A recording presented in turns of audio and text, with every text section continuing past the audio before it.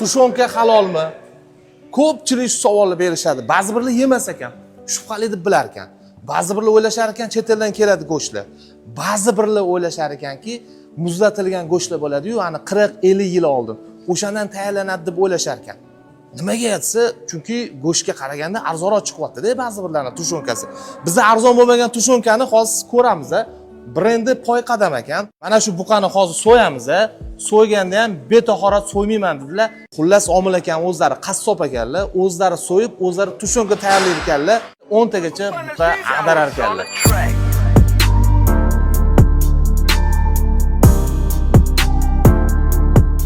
Go'shtlarga yaxshilab e'tibor beringlar. Hammasi lahm chiroyli joylari tanlangan 2 yoshli mollarning go'shti. Qari go'shtlar yo'q. Piyoz, koreyskiy tuz va oddiy tuz bo'ldi. Maxsus konservamiz oziq-ovqat uchun mo'ljallangan, 3 yilgacha turib berar ekan, lekin undan ham ko'p turib beradi deyshti. Rossiyadan keladi, ichi maxsus o'zi pishavoy lak bilan qoplangan. Bu hech qanaqa toksichniy, zaharli narsalar o'zidan chiqarmaydi. Ichiga yaxshilab e'tibor beringlar. Bitta lavroviy list solingan va ikkita murchi bor. Mana tayyor go'shtimiz. Ichi to'liq, ko'rasizlarmi? Ichiga har xil chandir-pandirlar solib tashlanmagan va taroziga qo'yiladi bular. Ortiqchasi bo'lsa olib tashlanadi, yetmasa qo'shiladi. Bitta mol buqa so'yilgan paytda qimmat joylari bor. Ichki son, kontrfile deganlari. Ularni alohida sotib olsa bo'ladi. Yo'q, unaqa emas. Bitta molni olishadi, chopishadi, kesishadi, hammasini aralashtirib yuborasiz.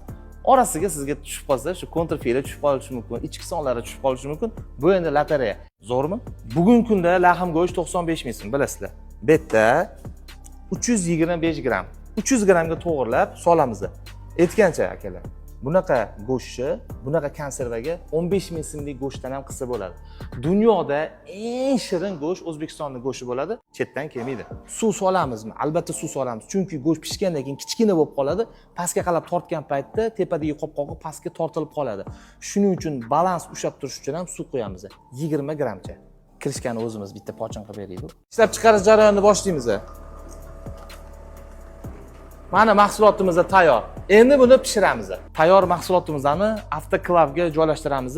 Buni o'zini maxsus setkasiga joylashtiriladi. 1200 ta ketar ekan. Shu bilan ichiga sovuriladi.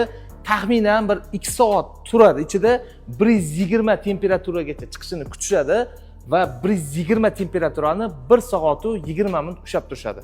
Va go'shtimiz tayyor bo'ladi. Mahsulotimiz tayyor bo'ldi, lekin 10-15 kundan keyin iste'molga yaroqli bo'ladi. O'zi yaroqli bo'laveradi, prosta maromiga yetadi 10-15 kunda. Bitta ochib ko'rsataman. Lekin undan oldin mana bu brendni eslab qolinglar. Poy qadam. Tashqi dizayni yaqinda rebranding bo'ladi, o'zgarishi bor. Okamning ham rasmlari bor. Nimaga rasmlarni qo'yyaptilar? Oka kelindi.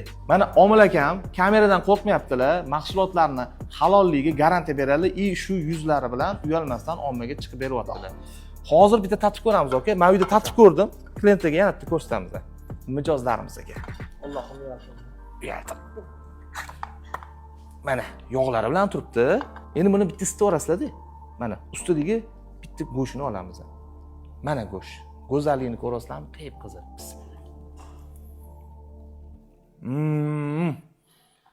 Nomer 1 deb endi qo'rqmasdan ayta olaman, chunki jarayonni ko'zim bilan ko'rdim.